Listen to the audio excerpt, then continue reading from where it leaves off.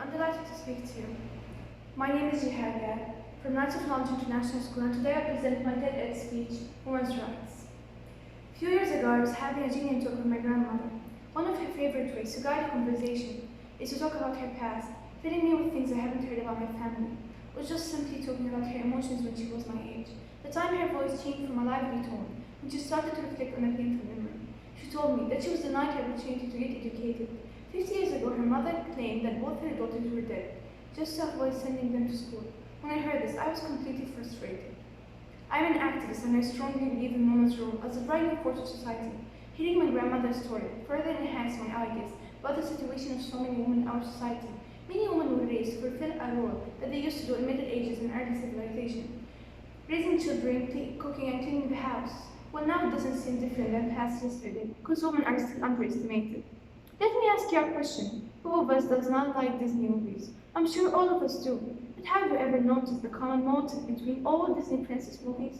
The beautiful princess is always imprisoned or treated harshly. She waits the arrival of the charming prince who rescue her and make her happy. This repeated pattern had turned into a theme and became rooted in our minds. But this is far from truth, because women can rescue themselves. They're not weak but strong and independent. Painfully, we women do not have the same rights as men. Differences existed between genders. Back then and now, when we speak of human rights, we mean all humans, but men certainly are not classified as human beings, while women are not. Women unfortunately face a lot of unjustified base and inequality. Women are denied most of their basic rights as human beings. Despite the activist movement that stands with women and protect and defend their rights, women are still neglected even in developed countries. Fighting for women's rights is not a new issue. It has been a subject of continuous struggles since the start of history. Feminism, gender equality, and women's rights are all intertwined. We cannot discuss one without discussing the others. Women's rights movement have evolved in form and perspective through time and culture. Women always fought gender inequality. Feminism stood up for women's rights against submission and subordination to male dominance, which existed in many forms. Inequality to fair salary or equal pay, job positions, and equal rights in family law.